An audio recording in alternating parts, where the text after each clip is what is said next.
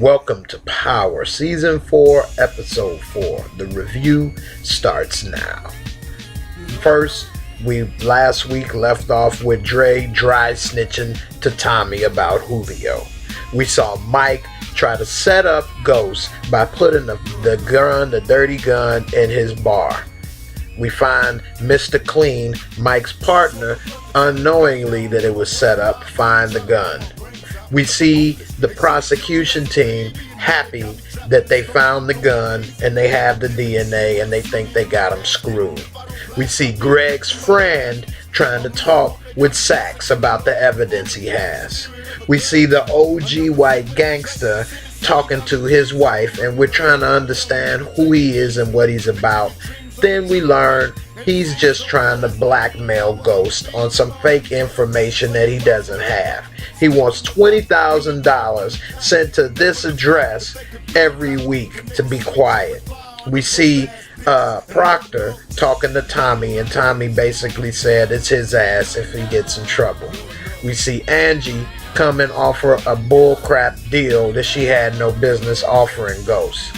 Charlie Murphy continued to whisper sweet nothings in Ghost's ear, which ended up being a date with an ass whooping. Okay, and they beat the hell. This week on Power, we find that Ghost is in jail, working out, trying to get his swole on so he still looks good for the ladies that watch the show. We know it's a lot of ladies that love Ghost, and that's great. And he got to keep his body looking good for you guys. He's doing his 1 and 2 and 1 and 2. He's even got his legs crossed to make sure nobody try to run up his biscuit while he was working out. And, you know, he's doing good. He's getting his swole on. He by himself. Nobody's there bothering him. He's huffing and he's puffing. And, you know, so far so good, you know. And then after he gets his little sweat build up, they show Tommy. Tommy is waking up fresh from a nice sleep. But where is he? That's not Tommy's furniture. We see a phone ring. We see that furniture looks familiar. And we look and see Tommy picks up the phone. It's not Keisha's house. Because Keisha's asking, she woke up, where the hell were you? Where'd you go? Tommy's being secretive, just saying I had to take care of something. But what he actually had to do was go over to Ghost's house. There's Tasha. But he's not banging her yet.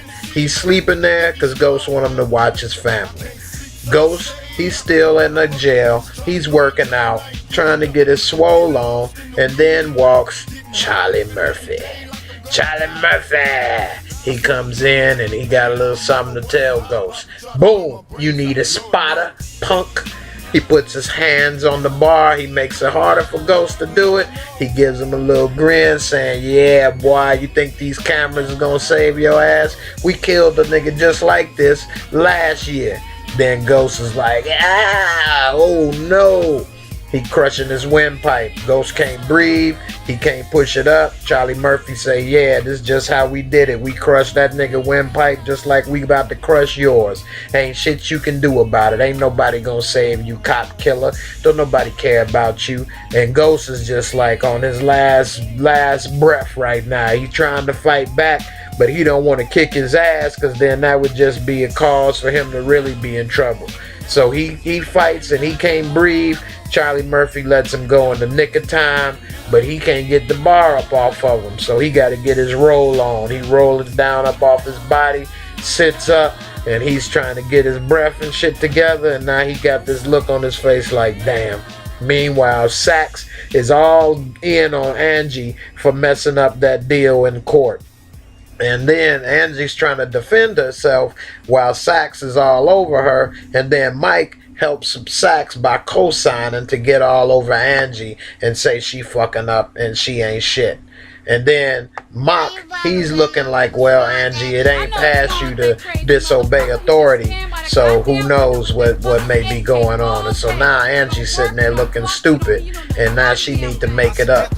And Mock says, hey, what you need to do is try to go back to Tasha and see if you can get her to snitch on Ghost. She don't want to do it, but since she fucked up, she does.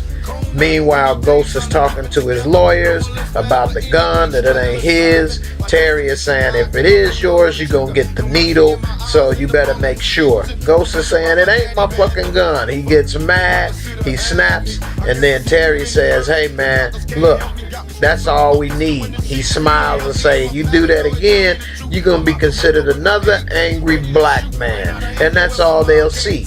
And that's your ass. You'll be the angry black man. They'll think you did do it. They'll think you are the drug dealer. He kind of calms down. He gets his shit together, tells him it's not his, get the gun thrown out. He tells Proctor, you know, make sure that this happens. I don't really trust that dude Terry, but we got to do what we got to do. Meanwhile, Julio is talking to Cristobal because Cristobal is late with bringing in the money. Cristobal say, I'm late because I had to check on my boy that Tommy ran over. Okay? And so now Tommy is talking to Proctor, and Proctor's giving him the rundown about, you know, getting the money to the OG. They show Angie in the coffee shop, and she's sitting there waiting to meet up with Tasha to see if Tasha will snitch on Ghost. And so what she does, Tasha doesn't want to talk to her inside. They meet outside. Tasha say, I ain't got shit to tell you. I'm not trying to get involved with you. And Angie tries to appeal to her emotions by saying, well, Ghost, he lied to me. He lied to you. He was sleeping with me and lying to you. He was sleeping with you and lying to me. Maybe he is the bad guy. Maybe he did do it. And maybe, you know, we need to survive and let him go down.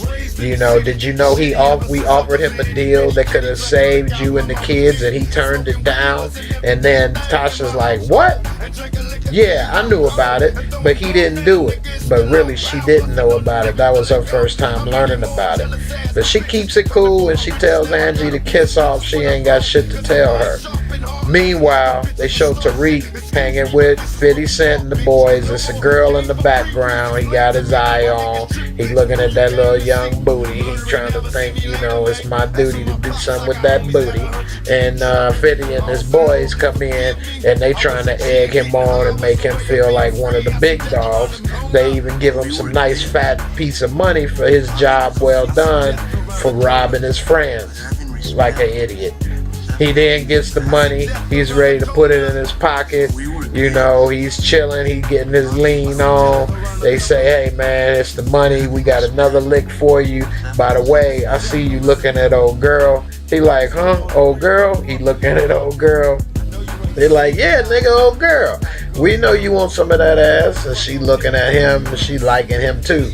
And so they like, yeah. So 50 mind is working as another way to make him like 50 by saying, oh yeah, we can get you some of that, man. And he trying to say, oh, I wasn't looking, I wasn't doing this. They like, oh yeah, right, nigga, it's alright.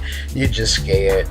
But anyway, they give him some more lean and try to keep him, you know, on their side, keep him feeling good, and he smiles it off, laughs it off, and you know, they move on, you know, and try to keep it going. Meanwhile, Tommy is at the dope spot, ready to pick up the money, and Julio don't have it all. He ain't get Dre's money, and he's shitty. He's like, why Dre ain't give me the money yet? He like, man, fuck that. Cristobal mad about you running over his boy. Tommy think it's funny. He called him Dominican Shrek. He like, look, man, that ain't funny, man. You cutting my balls off by doing that, because now I gotta calm this beef down. And Tommy like, look, man, that's your problem. If you would have handled it, then I wouldn't have had to. And he like, look, man, you making matters worse by doing that, you know. I only got so many keys that I can throw these dudes on the side. Tommy like, dude, that's your problem. And by you coming to me, you making it my problem, which means that I'm making it your problem again. You becoming my problem. So you need to get your shit straight. By the way, Dre said you was in there with the feds longer than him. He like, what? What the fuck does that got to do with anything? And what is Dre trying to talk about? They cut to Tasha and Keisha. They walk into the house talking, everything's cool, until Keisha sees that some man had been sleeping on the couch. She says, what the hell is that? She notices that it's a jacket that she's had on her couch or bed. Obviously, it's one of Tommy's little raggedy ass jackets or something he wear. And so she tries to throw some shade, like, what man you had over here? And Tasha like, ain't no man, just Tommy, girl. That ain't nobody. And she like, okay, well, I don't think that's a good idea with ghosts and all. You know, you might not want to do that. And Tasha like, girl, please, Ghost the one want this nigga over here. You know, he just here chilling, keep an eye on us. And Keisha lightweight jealous, but she holds it in. She don't want Tasha to know because she think Tasha might steal him. And Tasha like, anyway, screw Ghost and what he wants. They offered him a deal and he didn't even, tell me. He didn't even take it. And Keisha like, damn, girl, if I was you, I don't know. I might be getting ready to work for myself. I'd be thinking about myself. I wouldn't even be worried about Ghosts no more. And she always throwing shade on Ghosts when she can. And Tasha always falling for it. She's so damn emotional. She sways one way or the other. Meanwhile, they show Julio going to check Dre for not coming and bringing his ass with the money. Dre try to play it cool like he Ghost and shit, sitting there on the table looking like, oh man, it was club business. I don't want no beef. Julio like, dude, where's the money, man? And next time it ain't an option. Bring your ass. Dre like, hold on, man, I got you, bro. I don't want no problems. I give you the money. And he goes and grabs the money, tosses him the money, say, hey, man, we all good, bro. And he's like, yeah, right. Anyway, what the fuck were you talking to Tommy about? I was in there longer with the feds. And now he caught off guard with that. He like, what? I didn't say that. I didn't do that. How would I know what you doing? I don't want no beef, bro. I just want to do right and make this money. And, Julio play it off like, oh, okay. All right, then. We good, bro. Meanwhile, Tasha, she finally goes to visit Ghost. She only visited him once so far, but now she mad because he could have turned himself in for something he didn't do, because she supposedly, Angie put a bug in her ear that he could have protected her and the kids. And so Tasha's saying, hey, I could have got the same deal. They gave me a deal. So, you need to be cool and try to scare him. But then she told him she didn't take it. Angie goes and reports back to Mock and lets him know, hey, Tasha ain't about to snitch on Ghost. That's a done deal. And so now Mock is like, well, damn, that's messed up. I was worth a try. And as soon as he was finished saying that, here comes Sachs with a little paper he want to give him, talking about, we got a gift from Proctor. He reads it and realizes Proctor's trying to get the damn gun thrown out as evidence. Now they shitty. And Mike is like, oh man, I need to have that gun pinned on him or else we may be screwed. Then they show Cristobal walking into the club at Truth, and he coming to talk to Dre on the side. He want to talk to Dre, ask him why he didn't show up to make the drop with the money, asking him what's going on. Is it trouble in paradise with you and Tommy as well? Because, Tommy is messing up. He ran over my boy. As soon as he was saying that, he sees old girl walk in and she's so beautiful, it kind of distracts him a little bit. He gets the drink. She's smiling in his face. He don't know that's one of Julio's side pieces. But, she's smart. She plays it cool. She's talking to him. He's asking Dre who she is. Now, he didn't forget about what he was talking about for a second. Ask Dre, how you work here and you ain't touching the merchandise? And he say, oh man, it's bad for business, man. And he like, man, I don't know how you do it, bro. My goodness, she is amazing. But anyway, Dre brings him back down to earth and say, hey, what was you saying about Julio again? And he gets one last look at that booty because he's like, oh my God. And so then he goes back and he's telling him, hey man, Julio, I think he's slipping, man. He ain't know nothing about what happened. And Dre like, yeah, he ain't ready for prime time. So Dre trying to get his case to throw Julio under the bus. Raina, snooping around through Tariq's bedroom, sees he got new stereo speakers. She finds an envelope tucked into his bed. She pulls out the envelope, and lo and behold, she sees his cash in there. She's looking around to make sure ain't nobody coming so she can count it. She starts counting the money, and she like, damn, Tariq got a nice little wad right here. What the hell is going on? Right when she sees it, Tariq walks in, and he's mad. Get out of my room. Stop going through my stuff. He snatches it up out of her hand. Tell her, what the fuck is your problem? You going through my stuff? You need to get up out of here. Who you think you are going in my room and stuff? So he trying to, use that as, cover, even though he was in the wrong. She pushes him out the way, say he's stupid, he tripping, and this and that. And the meanwhile, he ain't trying to hear it. He feeling like a man now. He got money, he drinking, he smoking, he got a girl. He feel like he grown. They cut to Ghost. They in the courtroom, and they talking about Proctor talking to old boy about the evidence and the gun. And he's saying, hey, you the one that found the gun. You the one that found the fingerprints. You the one that control all the supporting cast. It's kind of funny what's going on. Meanwhile, Angie's listening and looking, and she's wondering what's going on. Where's Proctor's angle? Proctor tells him, hey, I think that Greg found out who the real mole is.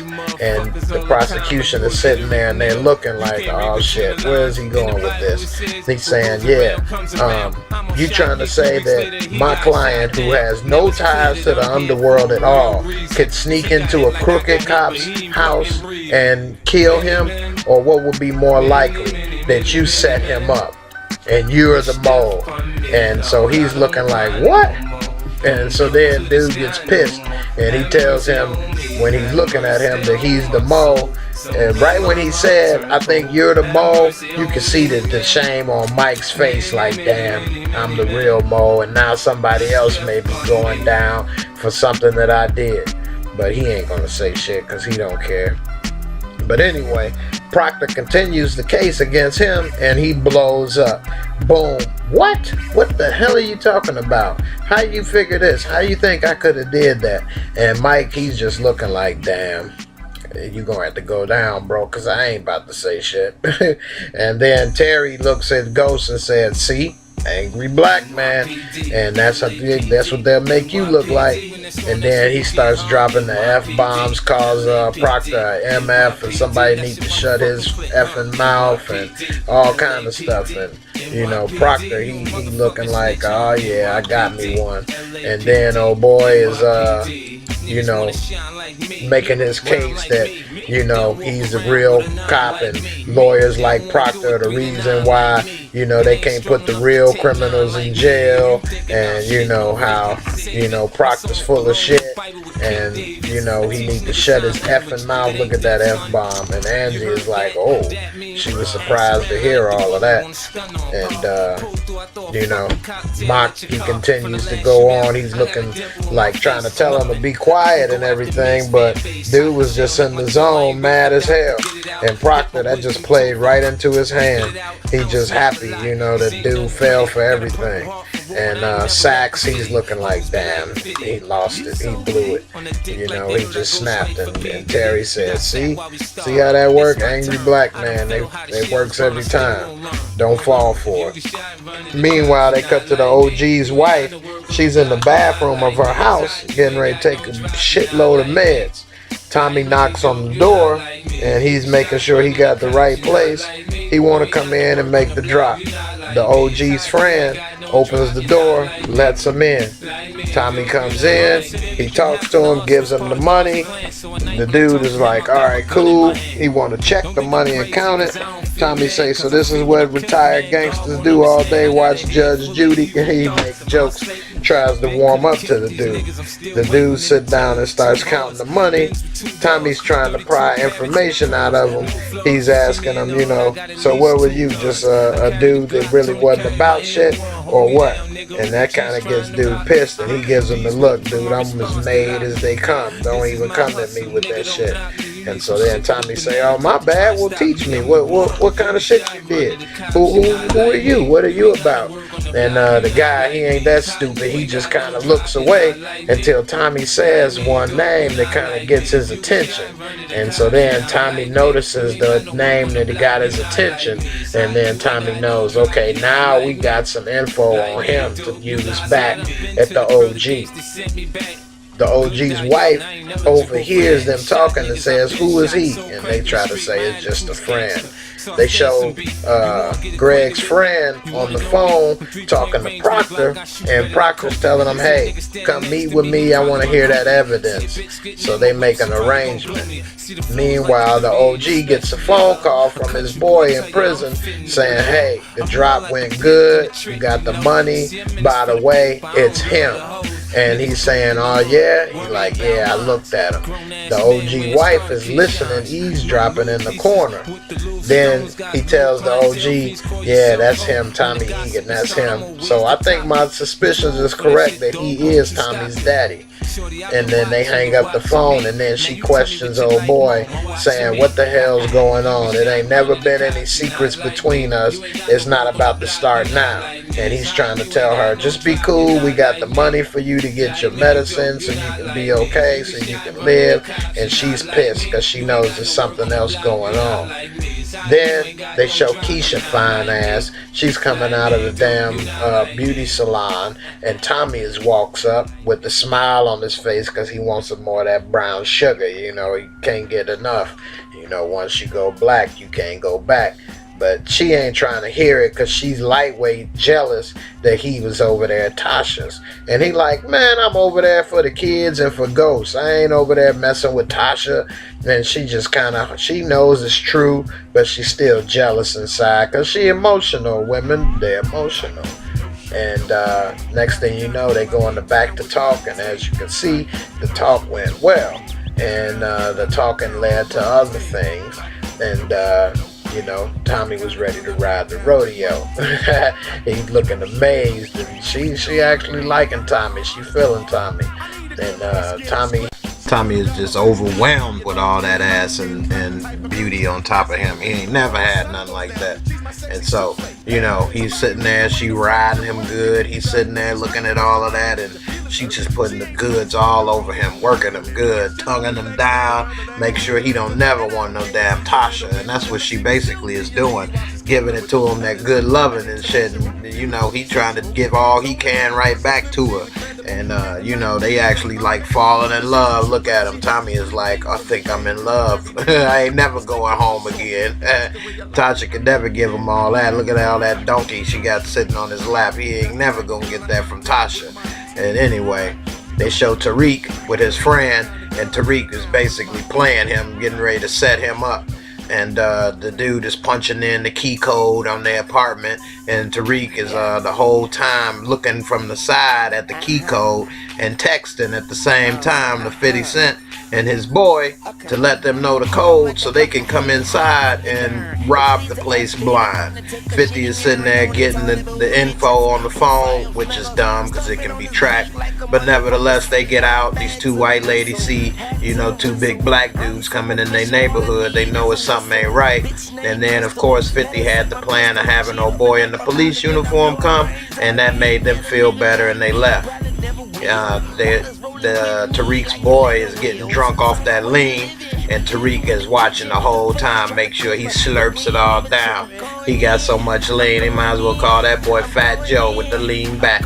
They laugh and everything cool, and then they hear a noise downstairs. Then the dude say he want to call a security company to check on it, and Tariq gets spooked, say, "Nah, I'll check on it. Don't make any calls." And the dude say, "Okay, you right." He was gonna call. He say, "Man, we skipped school and drunk. We don't need to call." Tariq go downstairs, and they go 50 Cent dumbass stealing TVs. You 40 years old and you still down to stealing TVs and shit. And then Tariq come down and tell him, "Hey man, y'all making too much noise." Oh, my boy, he heard y'all. He almost called security. And then, you know, 50 boy talking about, "Man, I was looking for some medical marijuana, bro." And they like, "Hey, I don't care what you doing, man. Y'all need to hurry the fuck up, man. You making too much noise. I don't want him to come down and be a problem." Then they show Tommy talking with Proctor, and Proctor, he's telling him, "Hey, I got your back. this the information, and not only am I ghost lawyer and I'm looking out for him, I'm looking out for you too. So be cool. And Tommy is saying, he told Tommy that he had to meet with a federal agent about some info on him. And Tommy said, hey, I'm coming and I want to be there. And Proctor's like, oh shit, I don't want Tommy there. Tommy's crazy. But what can he say? He goes to talk to Ghost. He tells Ghost everything went well with Tommy, and Tommy got the information you wanted. He wrote everything down though, and he wants me to pass it to you. So here's the information right under my hand. You get the information, and you make sure after you get this info that you destroy it. Do not get caught with it. And so Ghost grabs his hand to make sure he slides the info out, and then he's getting ready to leave. He say, be careful, and make sure you do good with that information on that OG white gangster. Tasha's taking the kids to school, and then she sees the principal or whatever of the school, and then she wants to go and have a few words with her and talk to her about, you know, her daughter getting pictured by the paparazzi and being all over the front page. She tell the kids, hold up, wait a second, I'm about to check this bitch. She goes over there and tell her, hey, I got a problem with the paparazzi taking pictures of my kids and putting it all on the newspapers. The old girl is just standing there quiet while Tasha speaks her piece, and Tasha thinks she, you know, putting her in her place.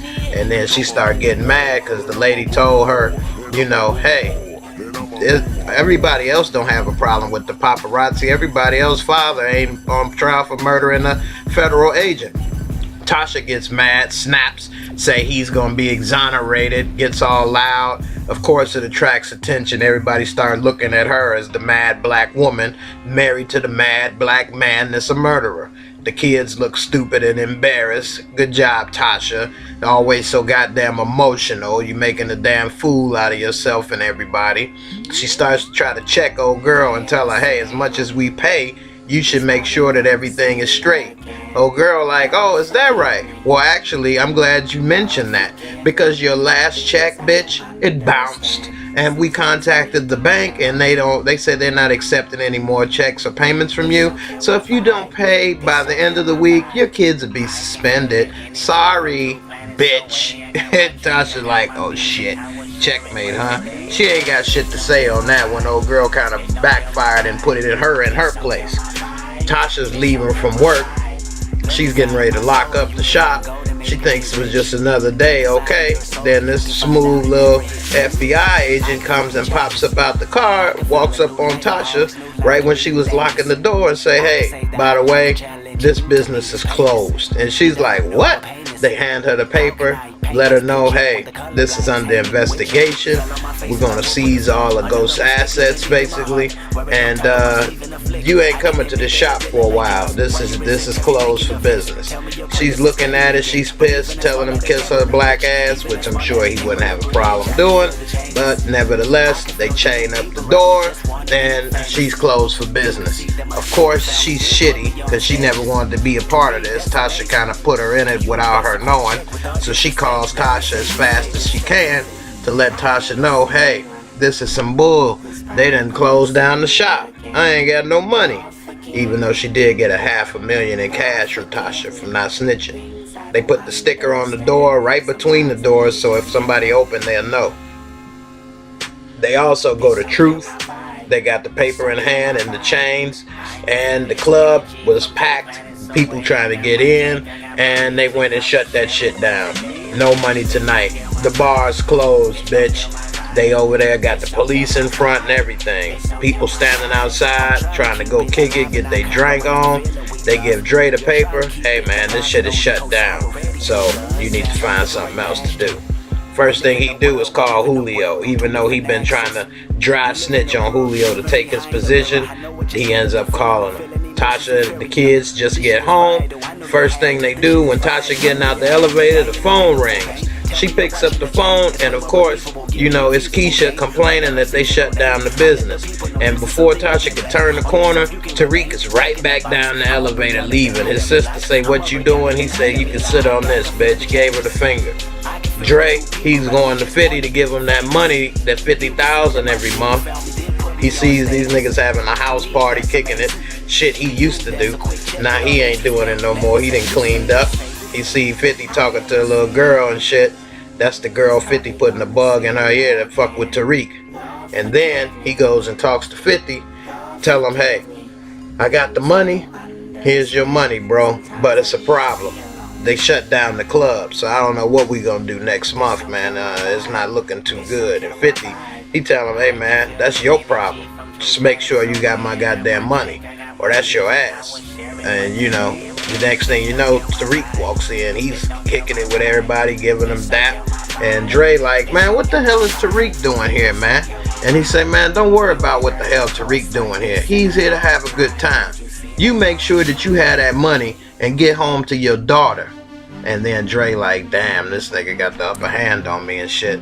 And so he's leaving. And at the time he's leaving, he tried to tell Tariq, hey, man, you need to leave from here, man. This ain't the place to be. And Tariq, he done got kicking it with them. He think everything cool.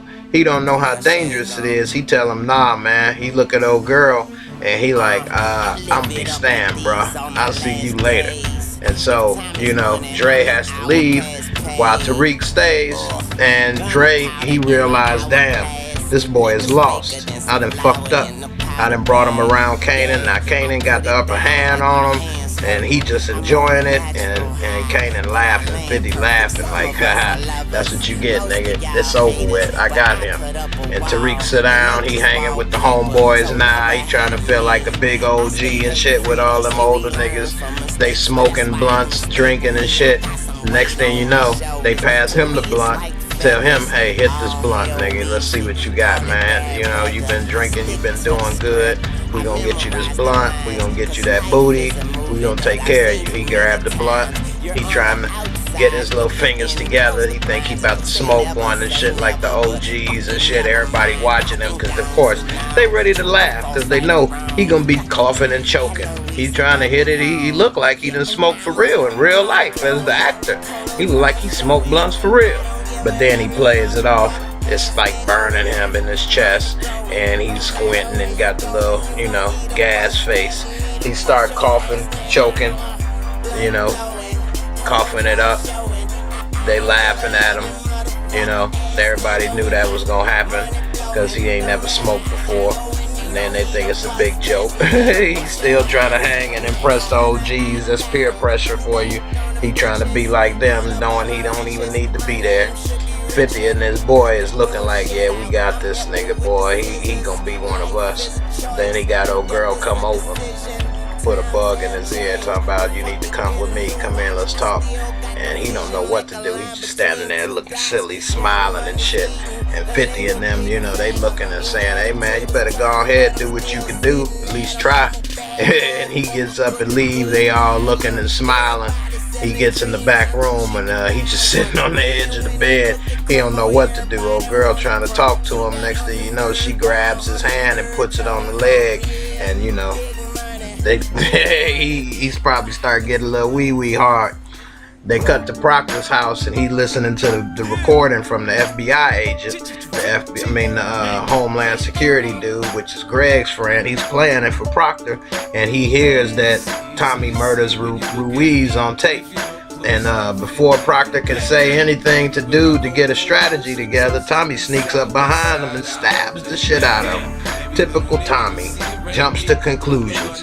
He's acting before, you know, they can even have anything done. And Proctor can't believe he just did that, killed this dude in his house, a federal Homeland Security agent. What the hell are you doing, Tommy, you fucking idiot? Stabs the guy to death. The guy falls out on the floor in front of everybody that's there, and Tommy is looking at Proctor as if, yeah, this is your fault. You know, this could have been avoided if it wasn't for, you know, you keeping this shit a secret. And Proctor's looking at Tommy like, damn, Tommy, what the fuck? You didn't have to do that. Tommy wipes the damn blood off on Proctor's shirt and lets him know, now you didn't listen deeper than you thought. We both be implicated now. We both in this shit. And Proctor's telling him, man, you didn't have to do that. Tommy's thinking the ghost set him up with the damn recording. And then Proctor's like, no, fucking idiot. Ghost knew about the recording. That's the reason he broke into Greg's house. And Tommy's like, oh shit. He's like, yeah, oh shit, dummy. Ghost was trying to save your ass. That's why he in jail now. Tommy want to take the laptop and destroy it, and Proctor's like, look man, I need to get the tape, so make sure it's no extra ones. And back in the pen, OG White Gangster come in happy that he got the money, telling Ghost, good job, well done. And you know, I need to keep that money flowing in, plus I want to see Tommy Egan. Ghost tells him, look, I know who you are, and you're not getting no more money, and you're not going to meet Tommy. And then, you know, you need to just move on and fuck you. And no boy ain't like that shit. He chokes Ghost up.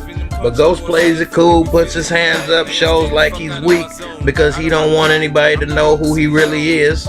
And then they come to an agreement. Hey, we both got shit on the outside to protect, so let's move on. They show Ghost. He's getting put into court. All of a sudden, and the black dude is telling him they froze his assets. And Ghost is wondering what the hell is going on. The little prosecution team, they sitting there with a little trick up their sleeve, looking all happy and shit, as if they done did something special. Then the next thing you know, they giving this paperwork to the judge. He reviews it, saying, let's meet in my chambers. They meet in the chambers, and the prosecution strategy is to get Proctor off the case, saying he represents Tommy and Ghost, and so it's a conflict of interest. The judge agrees, but he says also, we're gonna throw the gun out. So Proctor wins, but he loses. He has to tell Ghost the news, and then Ghost is kind of shitty, like, whoa, what the fuck? Oh man, my number one defense attorney is gone. What the fuck? Proctor's shitty, so he goes to see Angie when he's drunk, let her know she full of shit. Thanks for getting him thrown off the case. She tries to say it wasn't me, I didn't do it, but he don't believe her. He's saying it's all your fault. After talking to her, she thinks about it, texts to get the surveillance footage, and then she wants to review the footage on herself, finally do some goddamn work. She realized after reviewing the footage that Mike is the one that did all the reviewing for the footage. So she's like, okay Mike, what the fuck, what's going on? She reviews the footage back and forth, and then she sees that Ghost never even went over there at the bar. Never even went over there. And so now she's like, oh shit, he is set up, he didn't do it. And that's the end of that power. Now in the next episode, they got some other shit coming on. They got Angie going to talk to Ghost and probably trying to, you know, implicate him or free him, exonerate him. They got Terry, he's looking to see what the hell's going on, what's happening with the case, and you know, Keisha and Tommy are getting deeper in love. Tommy don't know what to do. Keisha, she's smoking a blunt thinking, yeah, I got this, and they gotta put that little sweet sexual chocolate on that thing. You don't know what to do. Tasha, she talking to Terry, and Terry trying to say shit like, well, you know, what, y'all crooked, what do you usually hide? And she's trying to tell him, look, nigga, I don't know what you talking about, but we do everything on the up and up. Tommy must have found out Proctor's off the case and fucking up, and he's probably threatening to kill Proctor like a dumbass. Terry, he's trying to steadily push Tasha to like snitch on Ghost because he just does not believe that they are straight. 50, he still got his eye on Tariq and everything and trying to keep his hold on Tariq, while at the same time, Dre, he's trying to get in where he can fit in. He don't know what to do right now. Mock and Mike, they think they got the case on lock right now, but we'll see. Thanks for watching. Like, subscribe, comment, and I'll see you on the next episode of Power. Check and review my other videos, Game of Thrones, shoe reviews, and more. This is Jay. Peace, and I'm out.